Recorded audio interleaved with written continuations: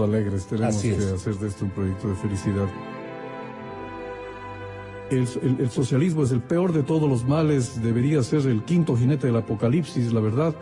Correa fue el que más desprestigió ese método, algunos incautamente todavía lo creen. Yo perdí la fe en esa vaina desde hace mucho tiempo porque es puro retórica, porque lo que pretenden hacer es llegar ahí y ellos vivir bien. Ellos son los que han mejorado, ellos son los que han llevado la riqueza a sus feudos, empobreciendo a la gente. Hay una crisis de la dirigencia, hay una crisis de las élites. En mi opinión, hay una crisis del pensamiento. Siempre ha habido corrupción, mal manejo ha habido siempre. Nunca, no ha habido un gran presidente ni en las dictaduras ni en la época democrática, porque lamentablemente se unen con intereses protervos y no pueden hacer una política a favor de la gente.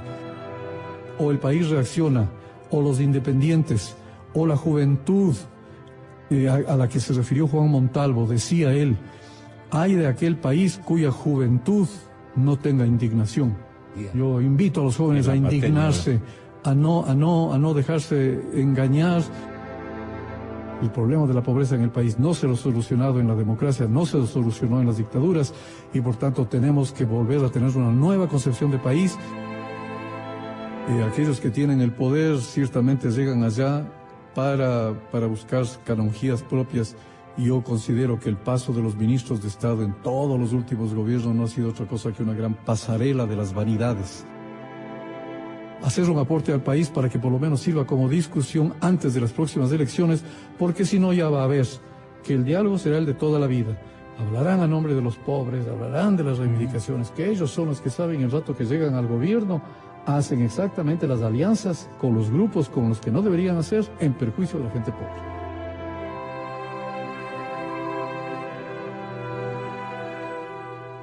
Eran las palabras de Eduardo Valencia en sus propias palabras, digamos, que estaba mirando, qué esperaba del país.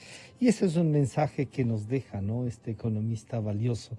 Está ya en línea telefónica y entramos en contacto con el señor economista Mauricio Pozo, exministro de Finanzas, catedrático universitario, y además de los economistas que hacen también de la opinión pública casi un compromiso permanente. Mauricio, buenos días, bienvenido. 17.000 millones de dólares están en discusión, que pueden de alguna manera, no solo en el tiempo, en las tasas de interés, sino en la propia programación. Esto puede ayudar a los próximos gobiernos.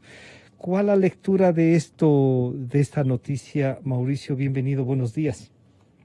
Buenos días, Francisco, gracias por la entrevista. Bueno, efectivamente, la negociación que siguió el gobierno y la estrategia utilizada por los resultados anunciados me parece que demuestran que hubo una decisión correcta, fue un resultado favorable y positivo. Yo creo que lo que acaba de conseguir el gobierno excede inclusive lo que yo personalmente estimé se podía lograr. Y creo que en ese sentido el gobierno ha logrado dar un paso, yo diría, importante en materia de manejo de deuda y de estrategia. Yo diría, inclusive a nivel de región. El Ecuador se anticipa a la situación de Argentina. Argentina, yo creo que de alguna manera optó por otra forma de manejar la situación, y los tenedores de bonos me da la impresión que están dando un mensaje a los mercados diciendo: oiga, la ruta por la que siguió Ecuador es la que creemos nosotros es la mejor. Era una ruta de un acercamiento más amigable y de búsqueda de puntos de coincidencia. Pero si usted incorpora todos los elementos que se anunciaron, es decir, un periodo de gracia de 5 años para el capital, 2 años para los intereses, una extensión del plazo de pago ya no al 2030, sino al 2040, una reducción de la tasa de interés de promedio del 9.2 al 5.3, un alivio en estos primeros años que estamos justo padeciendo el problema de la pandemia, un valor presente de los flujos futuros de capital e intereses, es decir, lo que hoy representan los pagos hacia los próximos años, que dan un descuento real del alrededor del 48%. es difícil decir que no es un buen acuerdo. Me parece que el acuerdo que alcanzó el gobierno es positivo, es favorable, tiene obviamente todavía que completarse.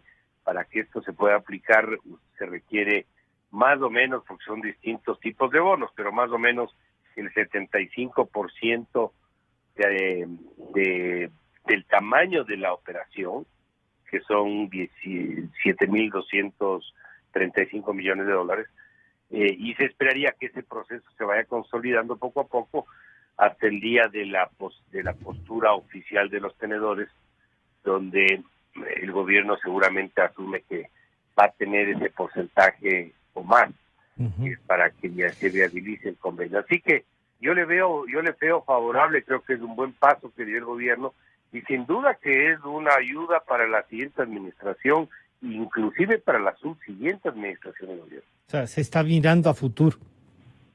Yo creo que Sí. no es muy común esto, Francisco. Claro, sí. Inclusive era en términos de la negociación era más sencillo. Arreglemos esto un par de años o el próximo año y yo salvo los muebles y ahí se mate el siguiente, pero yo creo que lo que hicieron es una negociación responsable, pensando más en el país que en el gobierno o en la parte política, y se dio una salida viable hacia adelante. El día de mañana el gobierno que esté en funciones pues tendrá total libertad de escoger con quién va a trabajar, si vuelve a los mercados internacionales, cómo lo hace, cómo maneja el tema de la deuda, porque recordemos que esto está atado al ordenamiento fiscal de la ley que tiene que aprobarse próximamente y a los principios acordados con el propio fondo, a pesar de que este rato no tenemos el convenio operativo, pero que algún rato eso va a tener que regresar.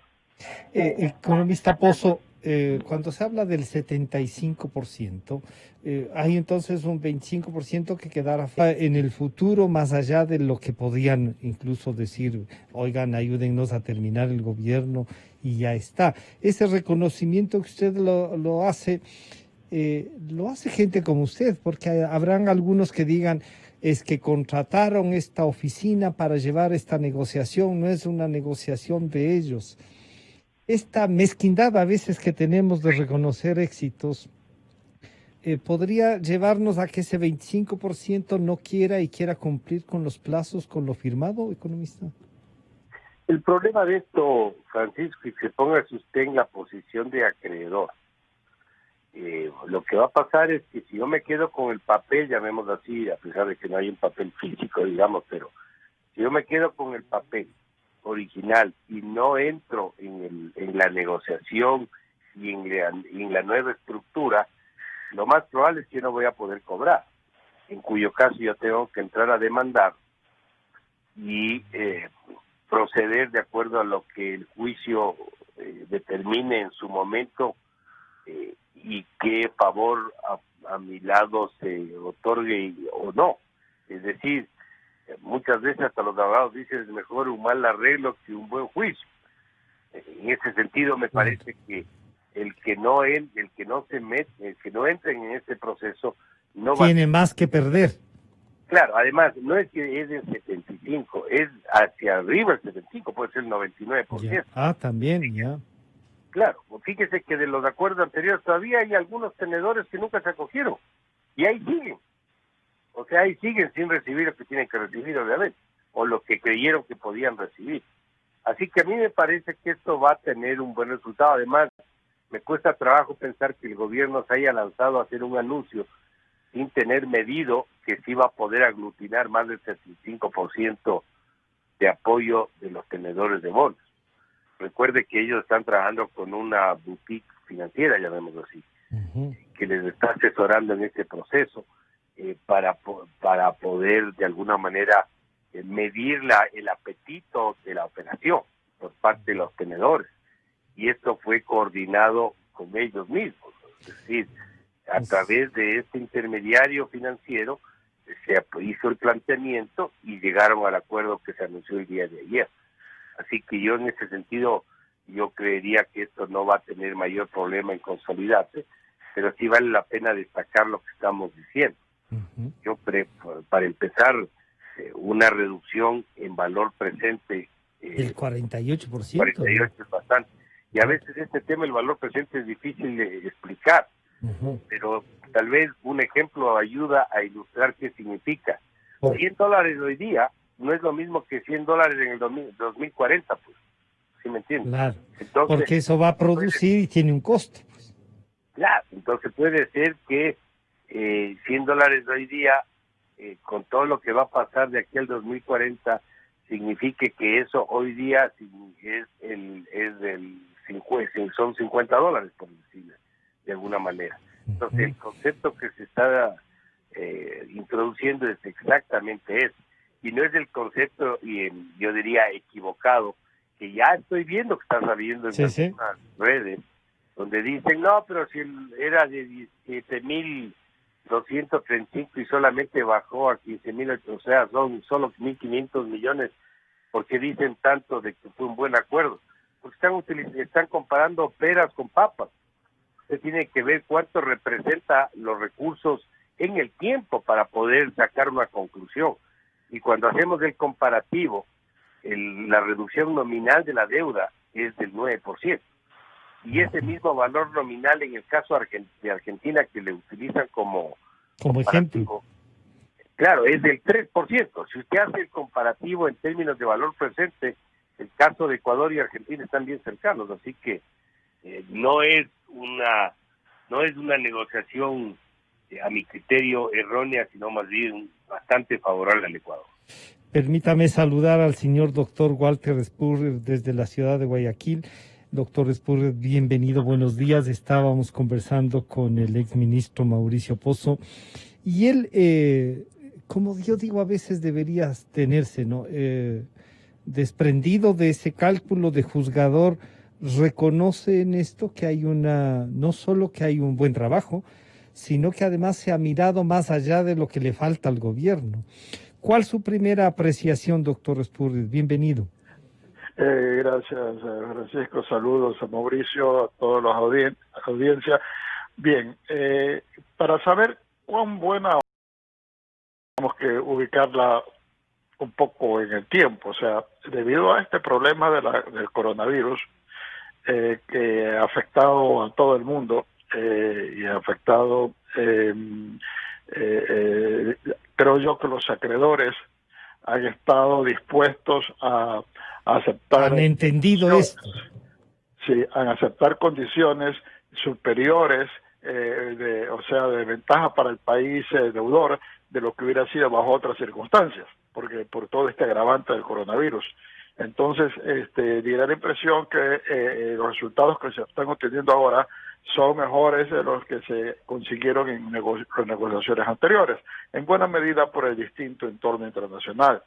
En segundo lugar, sería importante ver cómo termina la negociación argentina, decía Mauricio, que en términos de nominales, incluso comparando en el valor del capital que se reduce, que no es lo más importante es el asunto de la baja de la tasa de interés, los plazos, etcétera, porque el Ecuador ha priorizado tener, digamos, diferir en lo posible el servicio de la deuda.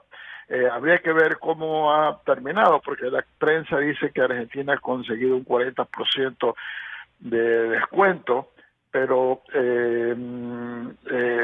si nosotros dijéramos también de que el valor presente de la deuda se ha reducido en 48%, sí, se ha reducido al 48%, se ha reducido en 52%. Entonces, en ese sentido, parecería que vamos a tener mejores condiciones. Habrá que ver cómo las tenemos. Pienso que igual son condiciones similares, pero en general es difícil decir si hubiese sido posible conseguir mejores condiciones. El hecho es que, en primer lugar, el Ecuador está con un cierto apuro en llegar a un acuerdo, porque eso abre el camino a un nuevo acuerdo con el Fondo Monetario y necesitamos dinero desesperadamente, ¿ya? En segundo lugar, el acuerdo que tiene el Ecuador ayuda algo a este gobierno, esencialmente en los intereses que había que pagar, pero ayuda en términos generales, más allá de que decir si hubiera conseguido mejores o términos si eso hubiera sido posible, me parece que estamos muchísimo mejor de lo que estábamos antes, digamos, hace 15 días atrás. Yo pienso de que las perspectivas del Ecuador de manejar su crisis actual mejoran sustancialmente con esta reestructuración. Por lo tanto, yo pienso que, visto así, es algo positivo. Permítame saludar al economista Augusto de la Torre. Doctor de la Torre, bienvenido, buenos días. Estamos conversando con el economista Walter Spurrier y el economista Mauricio Pozo. Bueno, usted que ha estado de alguna manera ya vinculado, asesorando en este consejo, ¿cómo mira este gran anuncio? Para algunos, para otros dicen, se están bajando 2.500 millones de dólares, como que fuera poco. Y algunos, claro, frente a todo lo que se han llevado, 2.500 millones parecería poco, pero ya las condiciones, el mismo hecho de que se anuncie 5.3% de interés, si eso era lo que lo que queríamos buscar para que incluso se endeuden, ¿no? Doctor de la Torre, bienvenido, buenos días. ¿Cómo está, Francisco? Muchas gracias por invitarme a su programa. Saludos a Walter, saludos a Mauricio. Mire, desde mi punto de vista, este acuerdo es mucho mejor del que yo me esperaba. Uh-huh. Inicialmente no pensé que el Ecuador podía conseguir un paquete tan favorable a nuestras actuales condiciones. Mira, déjenme hacerle una reflexión. Si usted tiene una persona que está viviendo del día a día y necesita dinero para comprar medicinas y alimentos, para esa persona tener $1 ahora vale infinitamente más que tener $1 en 10 años.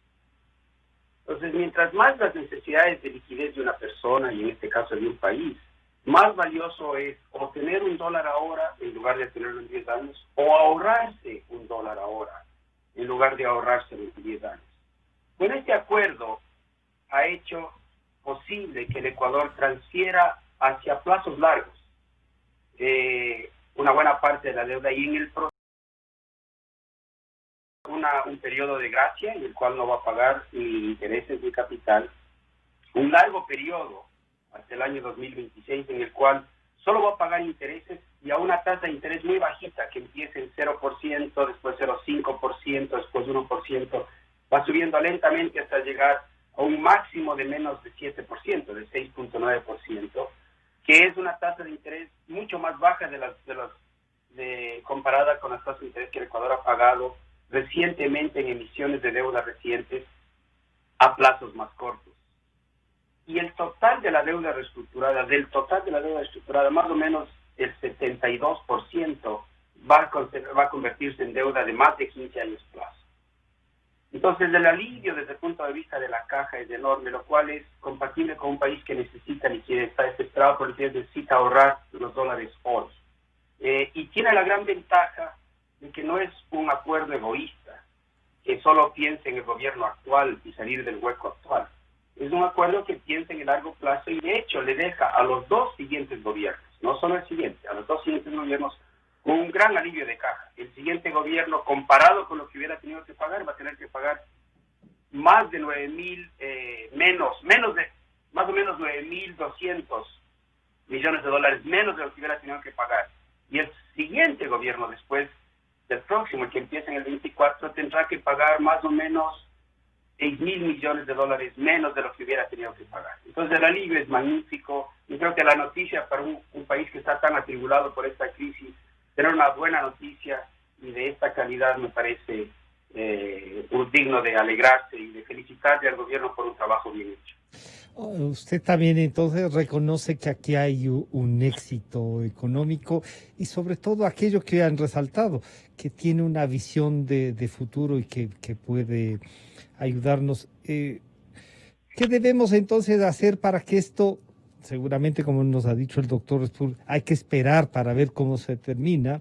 Le preguntaba al economista Pozo, y aquellos que no entran o que van más allá del 75%, algunos se quedarán. ¿Eso es posible, doctor de la Torre? Creo que es probable. Siempre es posible que haya algunos buitres, como le llaman a estos acreedores buitres, que compran la deuda en último momento, no se acogen al acuerdo y luego le empiezan a enjuiciar al país. Eso sería molestoso, sería muy inconveniente Yo espero que no pase. Y la razón por la que espero que no pase es que los grandes fondos de inversiones con los cuales se llegó a este acuerdo en principio, son muy prestigiosos en el mundo. Ahí está Wellington, está BlackRock, y ellos son los que tienen la mayor parte de los papeles de deuda ecuatoriana. Son inversionistas grandes, podrían incluso, si ellos quisieran rozar el camino y allanarlo, ellos podrían incluso comprar los papeles que están en manos de pequeños inversionistas buitres. Entonces yo tengo la esperanza de que, habiendo llegado a un acuerdo con el grueso de los inversionistas, el resto de los inversionistas, particularmente tomando en cuenta que el Ecuador se ha portado muy serio y no activó las cláusulas de default técnicas, van a estar con buena voluntad, en condiciones del coronavirus, además, con buena voluntad de darle a un país que tanto necesita este alivio. De manera que yo pienso que es un gran paso hacia adelante. Nos da oxígeno para hacer un montón de cosas que tenemos que hacer, que son muy difíciles, pero nos da oxígeno. Economista Pozo, este oxígeno que nos anuncia el doctor de la Torre, que dice nos da oxígeno en un montón de cosas, porque cada vez vemos todo lo que hay que enfrentar. ¿Cómo enfrentarlo entonces y qué plantear? Habrá gente que quiera incluso llevar a juicio político por esta negociación y dirán que no hay tal éxito. ¿Cómo enfrentar esto políticamente en un país que está confrontado y sobre todo por aquellos que son los que nos endeudaron? Francisco, saludando a Walter y a Augusto, que se acaban de vincular. Por cierto, yo tenía otra entrevista, pero me movieron la hora porque a las 8:30 hay una cadena. Una cadena nacional, sí, del vicepresidente, que les voy a invitar a que escuchemos juntos para que podamos después incluso comentar. Es posible que anuncie que abandone el gobierno. Ya veremos entonces. Y les invitamos a que mientras hable, le escuchemos. Yo sé que usted tenía otra entrevista, Mauricio. Gracias, Francisco. Solamente para no dejarle su pregunta en el aire, fíjese, el gobierno con esto yo creo que ha dado un paso importante en uno de los escollos significativos de la falta de recursos. Esto le libera fondos al Estado, al gobierno, para atender y obviamente le ayuda al siguiente gobierno y al subsiguiente, liberando recursos para poder atender otras emergencias, otras prioridades. La gente a veces no entiende lo que esto significa en términos, si no le ponemos otro ejemplo. Fíjese usted, el año 2021, que es el próximo año, que es un año de cambio de gobierno, el país tenía que pagar por este concepto, por este segmento de bonos, 1.593 millones. Ahora va a pagar 79 millones. El subsiguiente tenía que pagar 3.486 millones, ahora va a pagar 292 millones. Y así podemos seguir los ejemplos hasta el año 2029, porque recién en el 2030 es que con la reestructura empieza a pagar un poco más y así hasta el 2040. Es decir, el alivio es significativo y me parece que es importante resaltar. Pero como decía, esta es una pieza del tema, un paso adelante positivo y favorable a mi criterio, que tiene que complementarse con las otras acciones. Esto es parte del problema del orden fiscal que se requiere. Hay que avanzar en el tema del tamaño del Estado, que sigue siendo excesivo, que sigue siendo obeso. Hay que avanzar en el tema del manejo de la mejor calidad del gasto público, de tal suerte de que todo esto contribuya con la estabilidad y prepare al país en mejores condiciones para una recuperación posterior. Así que en ese sentido, me parece que el gobierno tiene que seguir haciendo lo que tiene que hacer. Siempre van a haber posturas contrarias, siempre van a haber sectores críticos, haga lo que haga el gobierno.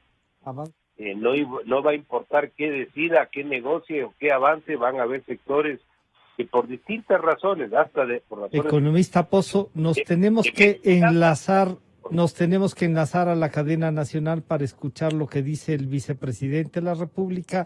Les invitamos a escuchar en conjunto esta cadena nacional y creo que sí, vienen algún anuncio que podría, digamos, incluso variar algunas cosas de las que han estado pasando, ¿no? Esta es la cadena nacional. A continuación, XFM se une a una cadena nacional. Es mi agradecimiento, mi compromiso y la difícil decisión que he estado meditando. Hace 1 año y medio, sin buscarlo,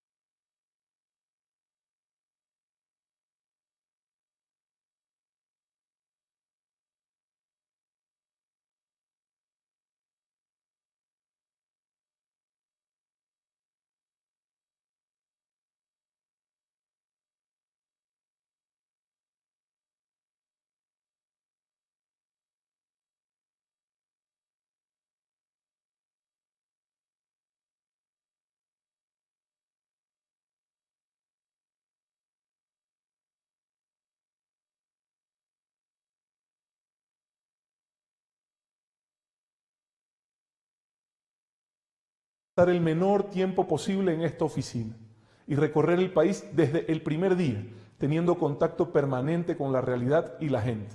Y eso hemos hecho, resolver problemas, desde conseguir el financiamiento para grandes obras de agua potable e infraestructura básica de decenas de ciudades del país e impulsar proyectos de energías renovables, hasta ayudar a alguna madre a la que le retiraron el bono de desarrollo humano.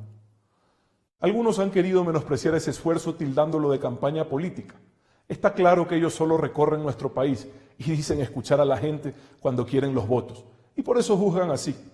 Si quieren llamar campaña a resolver los problemas de la gente, háganlo. Es un honor trabajar duro y servir con humildad. Yo siempre he trabajado por convicción y basado en mis principios, no por cálculos o encuestas para las que no tengo tiempo ni dinero. El único cálculo que siempre he hecho es sumar acciones para multiplicar resultados. Siempre supe que iba a ser un trabajo difícil. Como economista tenía clara la situación en la que se había dejado al país. Se parecía a un hogar en donde se gastaron todo el ahorro, el patrimonio, y estaba sobreendeudado. Un hogar en el que el jefe de la familia despilfarraba de forma irresponsable y compró una casa y un lujoso carro del año, por encima de sus posibilidades de casa. Así funciona el populismo. Pan para hoy, hambre para mañana. El despilfarro, la corrupción y el irrespeto a los recursos públicos socavan la sostenibilidad del Estado y obligan a retrocesos en los avances percibidos, pero que nunca fueron realmente conseguidos. Vine a ayudar a corregir ese rumbo, predicando con el ejemplo, cuidando cada centavo en lo que me correspondía y pidiendo a los demás que imiten ese camino. Solo así se sale adelante, con austeridad y trabajo. Por eso, con mi llegada a la vicepresidencia, aplicamos desde el primer día medidas pragmáticas de eficiencia y austeridad. En muy poco tiempo, redujimos la flota automotriz a la 1/5 parte, el exceso de personal en un 40%, devolvimos bienes inmuebles por los que se pagaban costosos alquileres y nos dedicamos a cuidar cada centavo. Así ahorramos más del 35% del total del presupuesto por año. Tuve la oportunidad de representar a nuestro país en varias ocasiones en el exterior y lo hice intentando sentar un precedente, viajando sin comitivas y en aerolíneas comerciales. Con esa gran responsabilidad logramos mejorar las relaciones bilaterales, conseguimos apoyo internacional e inversiones, dejando siempre en alto al Ecuador. Lideramos el acuerdo nacional cumpliendo muchos de los objetivos planteados. Logramos acuerdos por la educación, la sostenibilidad, la democracia, el emprendimiento, la innovación, el medio ambiente, la economía circular, el desarrollo agrícola, la lucha contra la pobreza rural y contra la corrupción, que ya se ven reflejados en reformas legales vigentes y acuerdos entre la sociedad civil e instituciones públicas y privadas. Queda pendiente, entre los más importantes, un acuerdo por la seguridad social que por su complejidad obliga a mayor participación de los verdaderos dueños del IES, nosotros los afiliados. Nos ha tocado vivir situaciones muy complejas, casi inimaginables para las que ni el mundo ni nuestro país estaban preparados. El COVID llegó a cambiar nuestras vidas. Enfrentamos con entereza este enorme desafío. Tomamos decisiones difíciles, pero acertadas y oportunas, pensando en salvar la mayor cantidad de vidas posibles. Conscientes de que en nuestro país emergencia ha sido sinónimo de corrupción, logramos que por primera vez en nuestra historia las compras públicas en emergencia sean abiertas. Esto nos ha permitido conocer y denunciar la corrupción en el sistema de salud. Creamos el Mando Unificado de Salud a nivel nacional para lograr una mejor coordinación de la emergencia. Duplicamos la capacidad de atención hospitalaria, incrementamos en 15 veces la capacidad de procesamiento de pruebas PCR, se han hecho cientos de miles de pruebas rápidas, procuramos que no falten camas, insumos ni equipos de protección para todos quienes estaban en la primera línea. Hoy arranca una nueva fase de aumento de capacidad en cuidados intensivos que nos permitirá incrementar 250 camas UCI a nivel nacional en los próximos 20 días. Contamos con abastecimiento de insumos para los próximos meses. Llegamos con más de 3 millones de raciones alimenticias y más de 1 millón de bonos de contingencia a los hogares más necesitados, para quienes el aislamiento conlleva el riesgo de morir de hambre. No ha sido tarea fácil, pero hemos ido superando hasta las situaciones más críticas. Sigue dependiendo de todos nosotros, de nuestra disciplina, que la pandemia haga el menor daño posible. El objetivo sigue siendo desacelerar la velocidad de los contagios para que no colapse la capacidad hospitalaria y, por supuesto, proteger a los más vulnerables. Crisis de tal magnitud como las que nos ha tocado vivir nos demuestran cada día más que los viejos paradigmas no sirven para entender lo que está sucediendo en nuestro mundo, y todos los que no lo vean serán arrastrados por esta nueva realidad que ha venido a transformarnos. No me siento y nunca me he sentido un político, pero sé que nuestro mundo ha cambiado. En esta nueva realidad requerimos formas muy distintas de hacer política a como muchos la entienden hoy. Ecuador necesita nuevas soluciones para afrontar los problemas. Por eso hoy, que enfrentamos una situación más estable, puedo finalmente tomar esta decisión. Al presidente de la República siempre le agradeceré su esfuerzo por dar los primeros y difíciles pasos para sacarnos de ese modelo fracasado que solo busca destruir y tiene sumido en la pobreza y la desolación al pueblo venezolano. Lo considero una buena persona y he servido a su lado con lealtad y convicción. Pero siempre dije que no estoy aquí por el cargo, ni por el sueldo, ni por los honores, y que en el momento que sienta que este cargo se convierte en un impedimento para servir y aportar a los temas más relevantes del país, prefiero salir como entré. Y eso haré. Saldré de aquí con la frente en alto y de la mano de mi esposa. No es una decisión fácil. Lo más cómodo sería quedarme, pero jamás he actuado en torno a mi comodidad. Por eso hoy lo responsable es salir. Renuncié desde el primer día a todos los beneficios que me correspondían por haber ejercido esta función. Sueldos vitalicios, seguridad o movilización. Soy joven, tengo 37 años y sé cómo proveer a mi familia trabajando con honestidad, como siempre lo he hecho. Por ello, esos recursos quiero que se destinen a quienes más lo necesitan.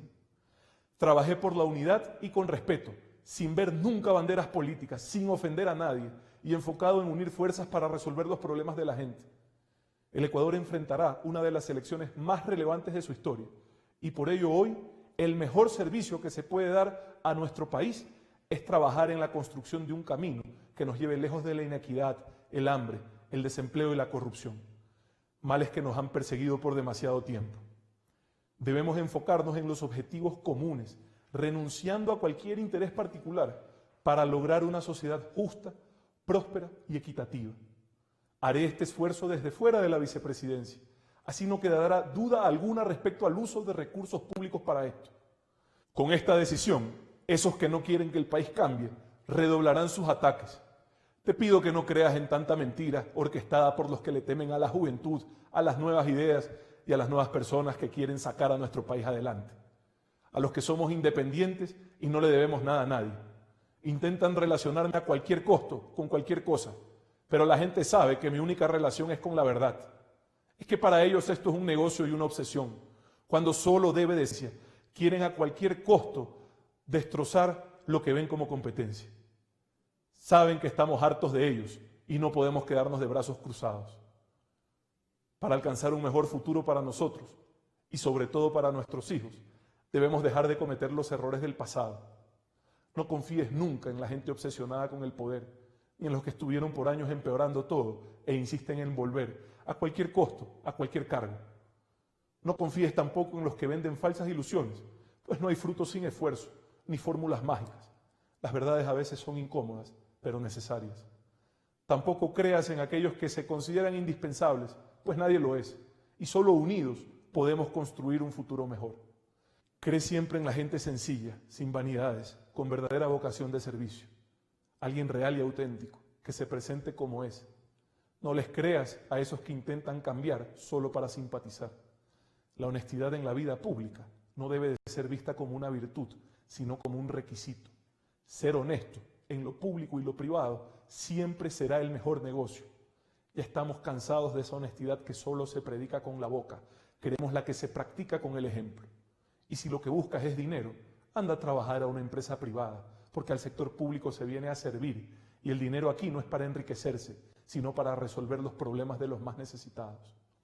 A los jóvenes nos corresponde acabar con ese mal ejemplo de la política del berrinche y el bochinche, que solo ha conseguido alejar a los buenos y atraer a los malos.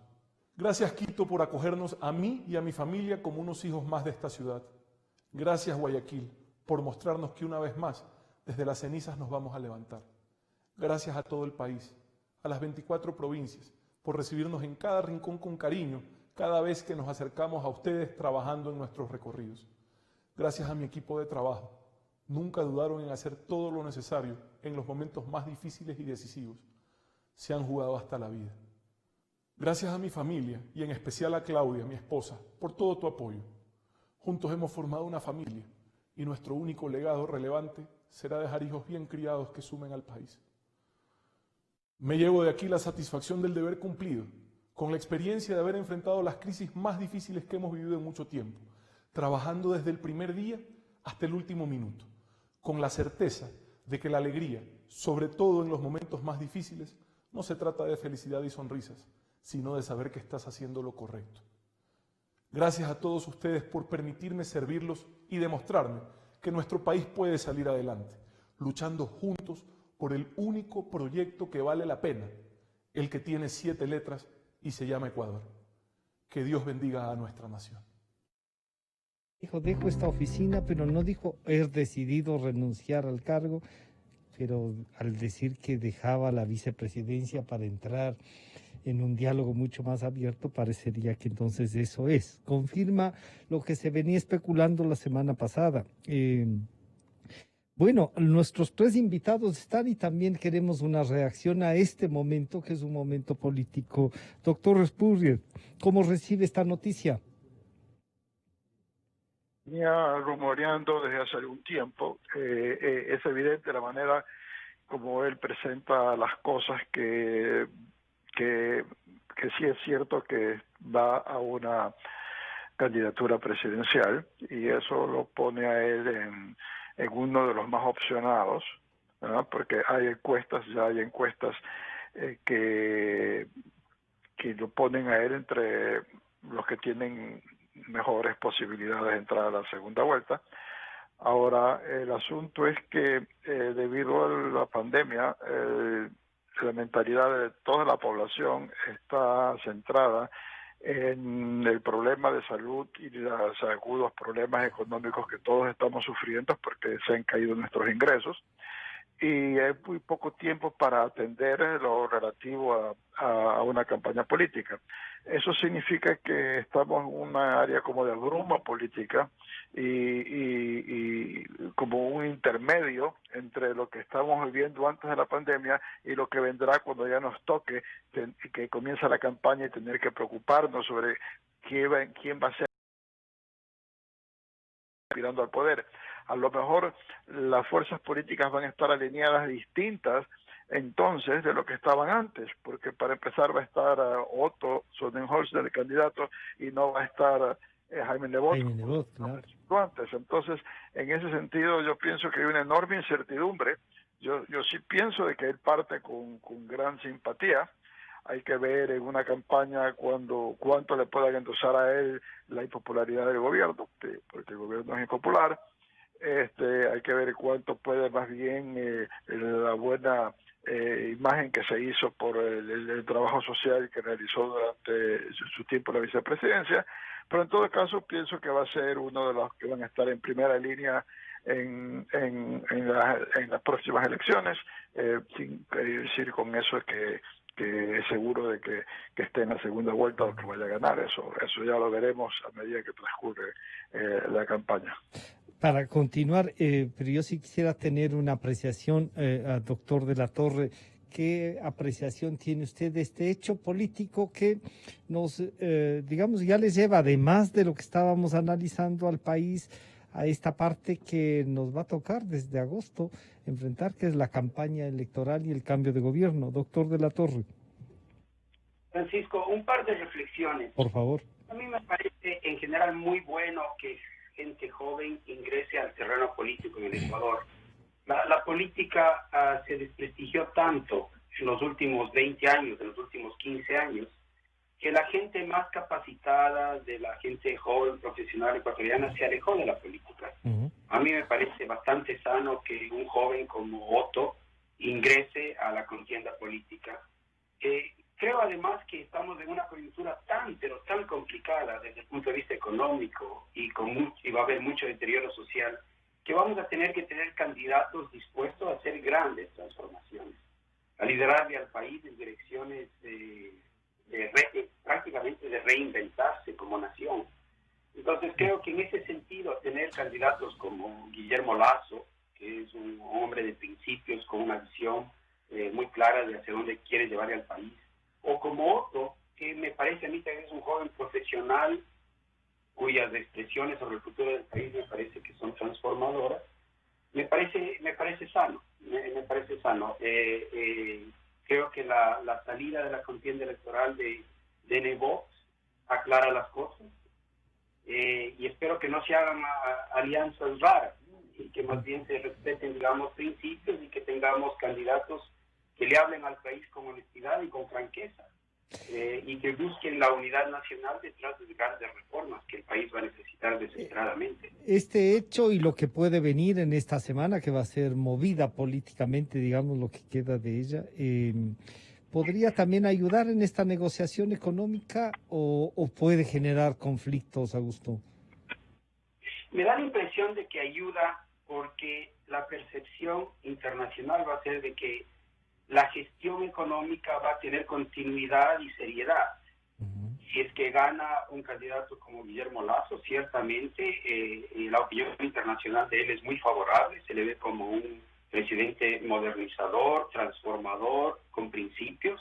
Entonces creo que la comunidad internacional pensaría que ese es un camino de continuidad y profundización de las reformas. Me imagino también que con el candidato Otto también la percepción será de que la seriedad en la gestión de la cosa pública continuaría. Lo que no se puede decir con un candidato correísta, o con un candidato extremista, de manera que ahora que tenemos dos candidatos, creo que los dos nos percibe bien en el mundo, digamos, internacional. En el mundo internacional y económico. Doctor Spurrier, ¿cuánto usted cree que podría ayudar? Dice Augusto que sí, que se vería una especie de continuidad a esto que podríamos llamar un éxito un poquito tarde, pero éxito al fin del gobierno actual, ¿no? Ya vendrán la nominación a vicepresidentes para que termine el periodo, pero que era un aporte también el de tener nuevos nombres para la política nacional. Falta un partido, falta una organización que los respalde, porque solos tampoco pueden hacer. Y entonces, ¿cómo ubicar esta negociación, esta terminación de la negociación económica con este momento político, doctor Espúreo? Bueno, pienso que quienes aspiren a la presidencia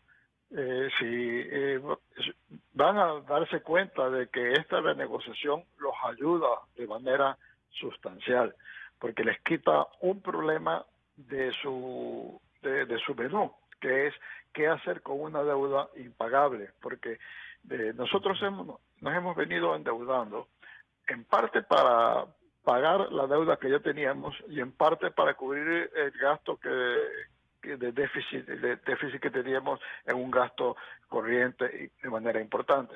De pronto ese peso se reduce porque no tenemos tanto que servir la deuda, digo, en todo el próximo periodo presidencial y en parte también en el que viene después. Ya queda esencialmente el problema de reducir el exceso del gasto normal, de gasto corriente y algo de capital que tiene el gobierno. y por lo tanto la presión de ajuste se reduce. Entonces, en ese sentido, yo pienso que harían mal en criticar la gente de buena fe, que sean candidatos, me refiero a la ASO o a su cristianismo, harían mal en criticar este acuerdo. Y entonces yo pienso que a la crítica que existe en la sociedad civil, y yo me sumo entre esos que han criticado este gobierno desde el punto de vista de decir de que es un gobierno que ha estado paralizado y que no ha tomado acciones y que no ha avanzado, pues en las últimas semanas ha reestructurado la deuda y ha pasado dos de las leyes importantes que tenía que pasar, que es la de las finanzas públicas. No estaba muerto. Entonces, sí, pues estaba solamente dormido, digamos. Sí.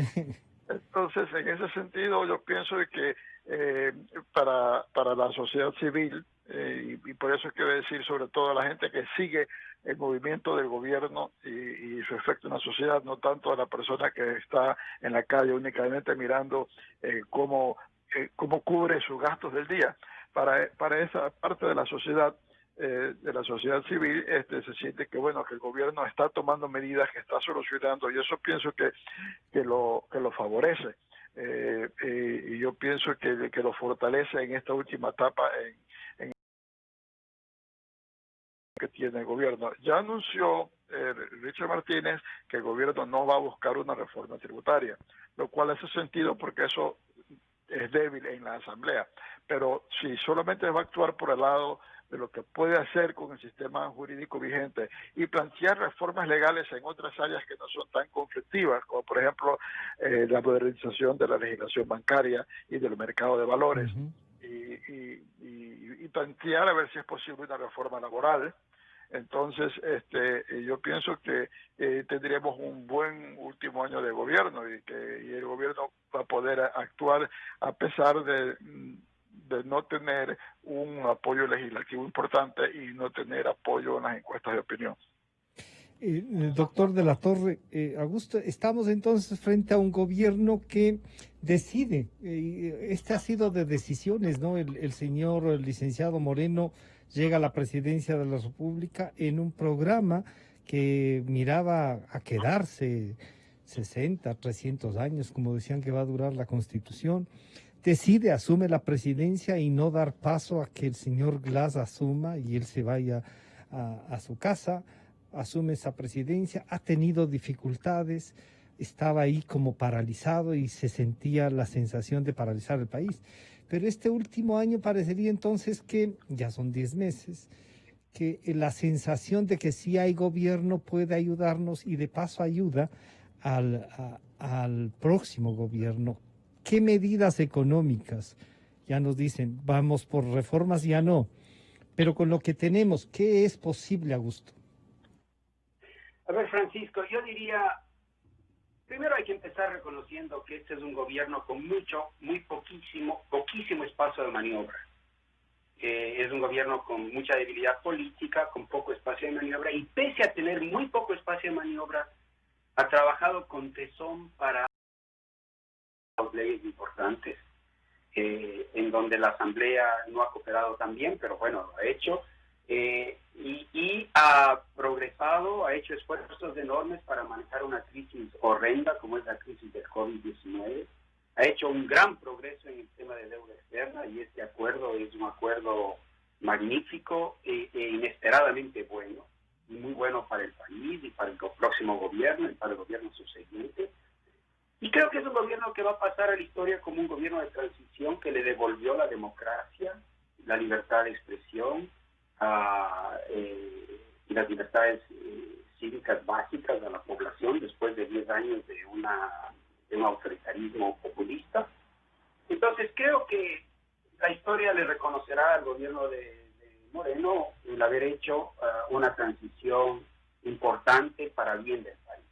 No ha sido un gobierno perfecto y ha tenido muchas debilidades. Sin embargo, ha trabajado con tesón en cosas que valen la pena.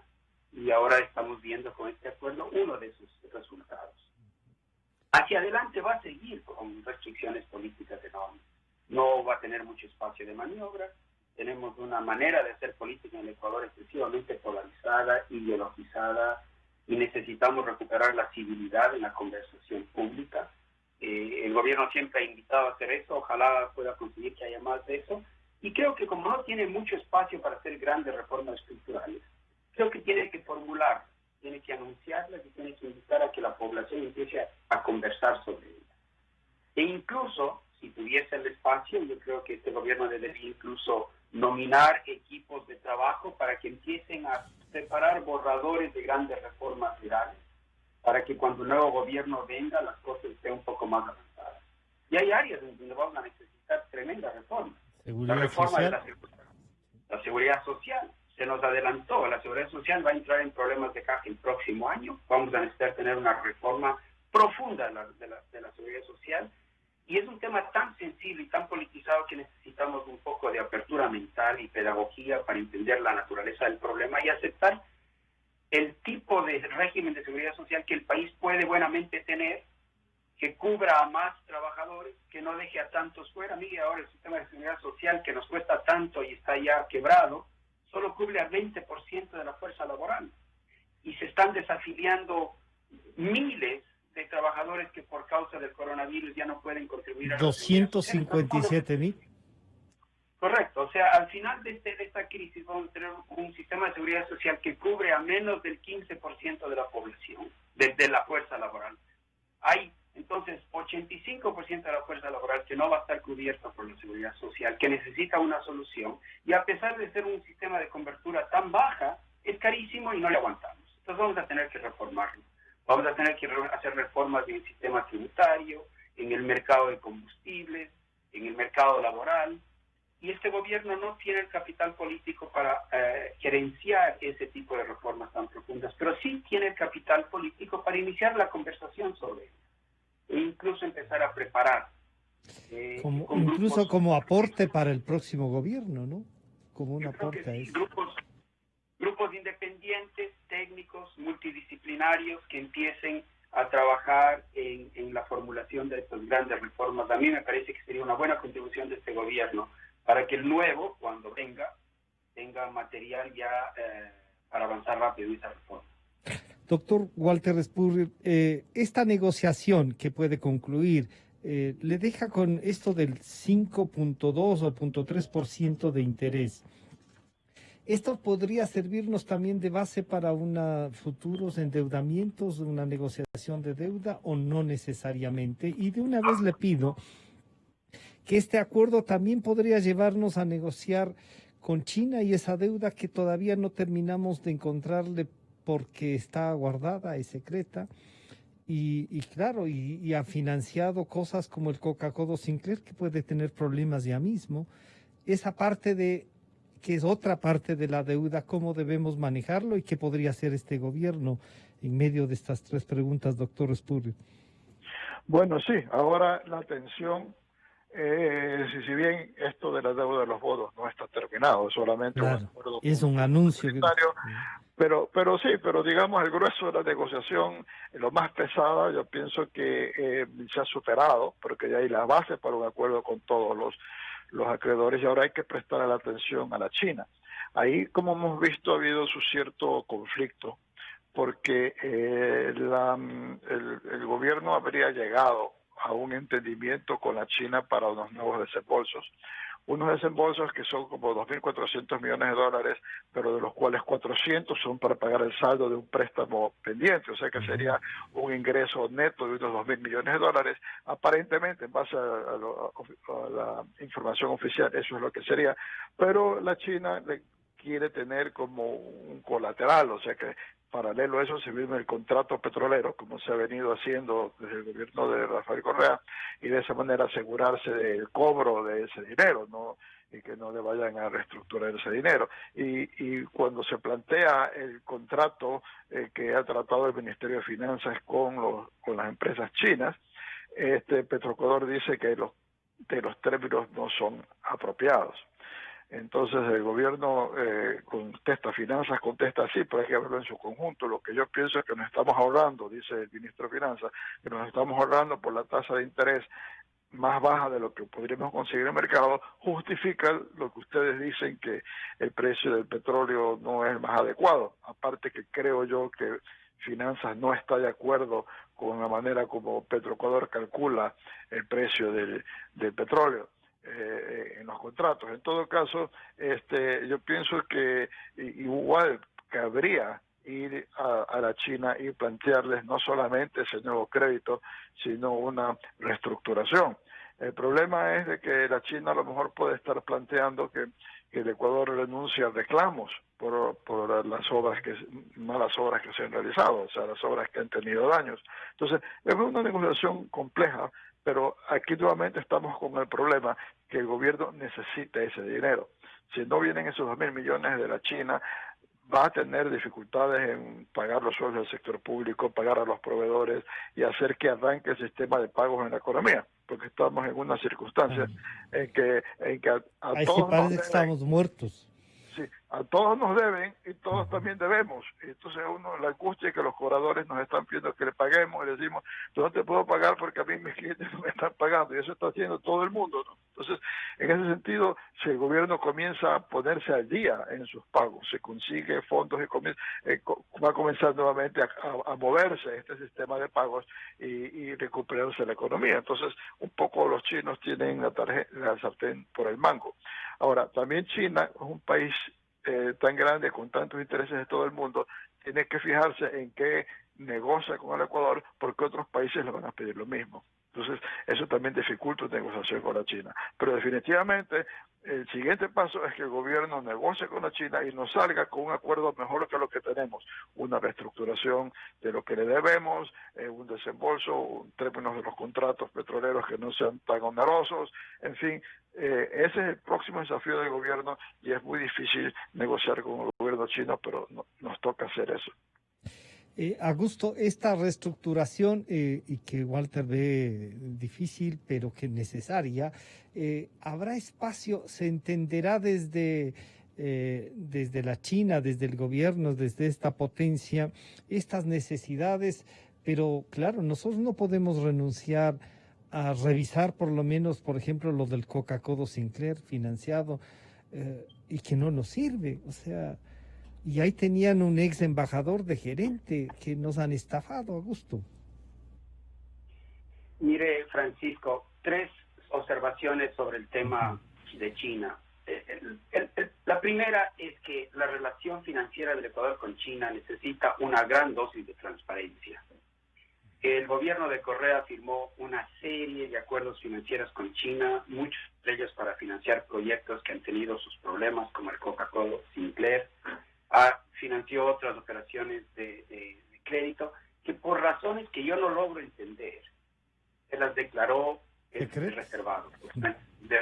Entonces esto yo aplaudiría mucho que este gobierno destape esos contratos, los haga públicos en la medida en que sea legalmente posible y se le dé una gran dosis de transparencia en la relación financiera con China. La segunda observación es que en esta coyuntura, en este momento, lo más importante es conseguir para que la economía siga sobreviviendo. Entonces, para nosotros yo creo que de urgencia el cerrar este financiamiento de $2.000 millones con China. Es verdad que China, como siempre lo ha hecho durante los últimos 15 años, quiere que la estructura financiera de ese préstamo esté acompañada en paralelo por un contrato comercial de venta de petróleo para los siguientes 5 años. Pero eso eleva el costo del dinero que nos prestan. Mire, yo de lo que conozco de esa operación no me parece, ¿no? Porque es una operación comercial, según lo entiendo, es una operación comercial en la cual Petroecuador se compromete a vender, creo que 50 millones de petróleo a lo largo de los siguientes 5 años a China, pero no a un precio prefijado. El precio se va determinando cada vez que se hace un despacho de los barriles.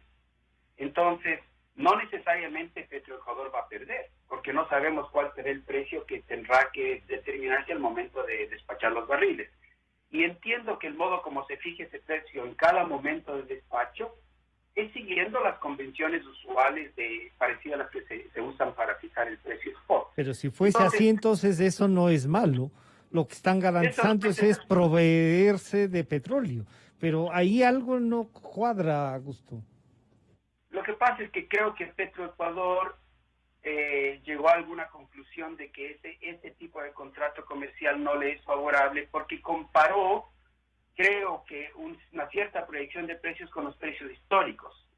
Pero la verdad es que esa no es la manera de hacer la comparación. Deberíamos comparar un contrato como el que China propone con un contrato parecido en el mercado, en donde haya un comprador que esté dispuesto a comprar 50 millones de barriles de petróleo a lo largo de los siguientes años, de acuerdo con una fijación de precio en cada momento. Es así con lo que deberíamos comparar. Y creo que si comparamos con esos contratos no hay en el mercado, pero si compararíamos así, yo creo que Petroecuador no podría concluir que es un mal acuerdo para él. Pero más allá de eso, yo creo que esta operación hay que hacerla transparentemente. Y luego me parece que lo más importante, y esto es lo más importante, es que el Ecuador necesita tener una redefinición de la relación financiera con China hacia el futuro. Y ese es un tema político. Ese es un acuerdo entre Ecuador a nivel político y China a nivel político. Es decir, de aquí en adelante, nuestra relación financiera necesita cambiar. Los chinos necesitan aceptar que el relacionamiento financiero tiene que tener otras condiciones, que se pueden revisar los contratos de deuda anteriores, pero que se mantienen abiertas las puertas para que de China sigan fluyendo dólares frescos hacia el Ecuador. Y esto tiene que ser un marco distinto, más moderno, en donde ya el financiamiento no tenga tanta conexión a la extracción de materia prima o de petróleo o de infraestructura. Está bien que haya esos proyectos, pero eso no puede dominar la relación financiera en el Ecuador y China, particularmente en tiempos de COVID y post-COVID. Entonces creo que el nuevo gobierno va a tener que reformular las relaciones políticas y financieras con China en un marco más moderno y con mucha mayor transparencia.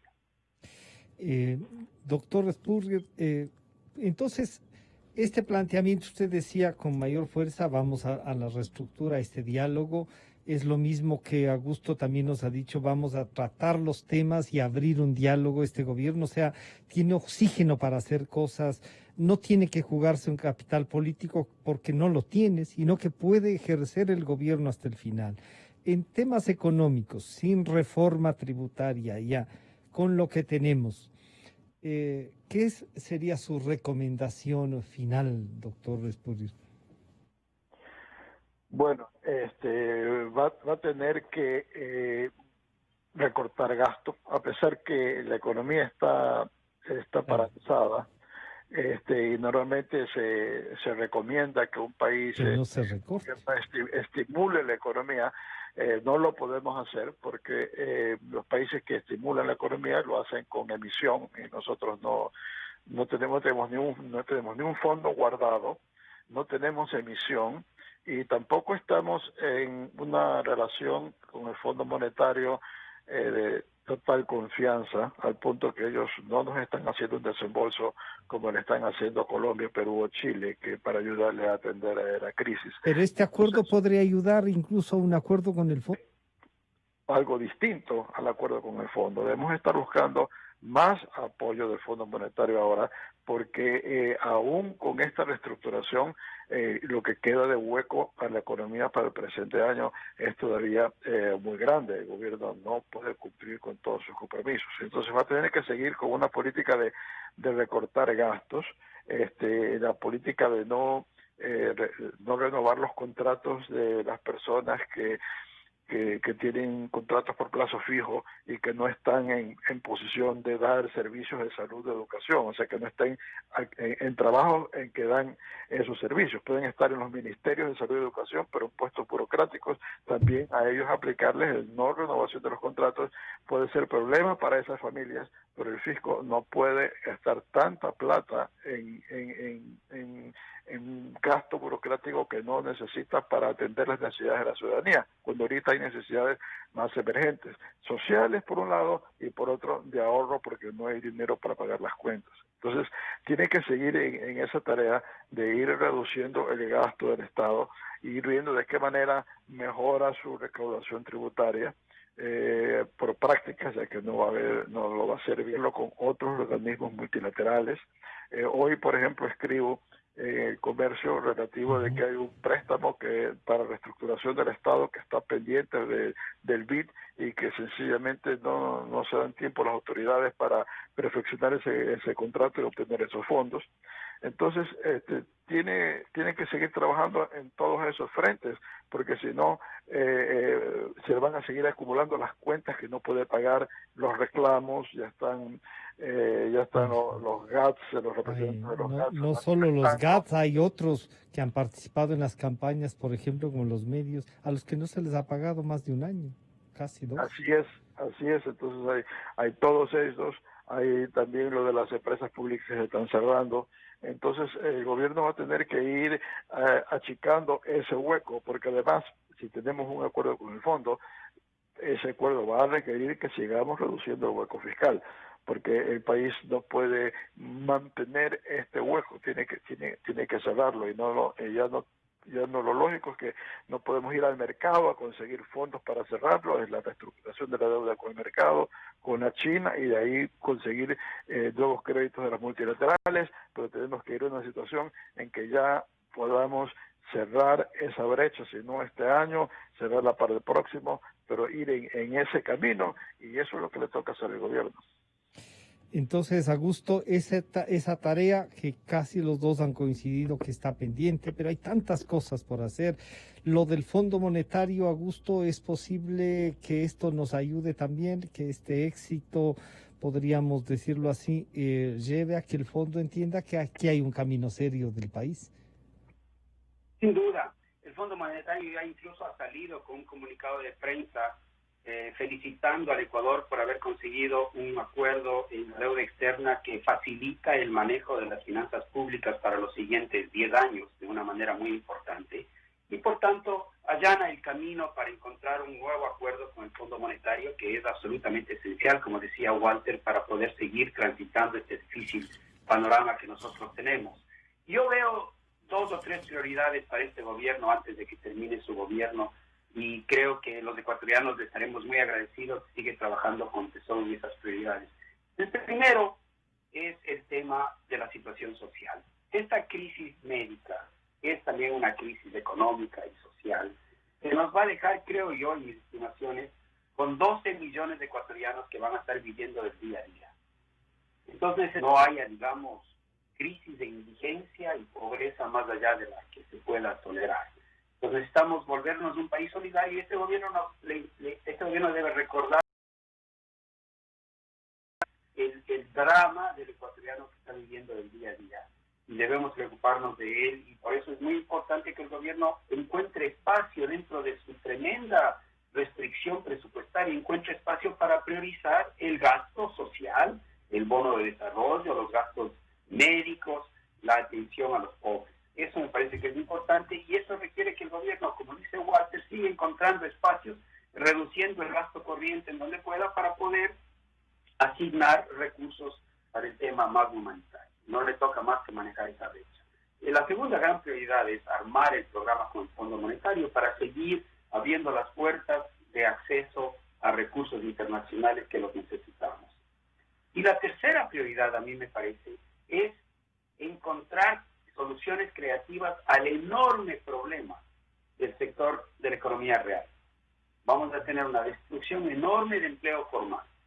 Vamos a tener un crecimiento muy grande de la informalidad. Vamos a tener quiebra en cadenas de muchas empresas.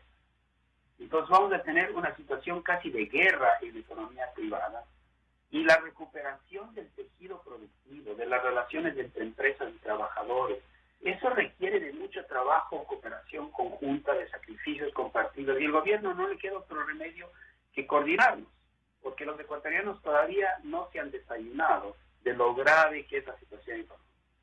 Y creo que cuando entremos al siguiente año nos vamos a dar cuenta que vamos a tener que salir de la ceniza, y vamos a tener que evitar mucho. Entonces al gobierno le tocan esas 3 prioridades: preocuparse de los pobres, armar el acuerdo con el Fondo Monetario para seguir abriendo fuerzas de financiamiento, y empezar a pensar creativamente cómo uno va regenerando el tejido económico y del empleo en un país que va a estar muy golpeado por esta crisis.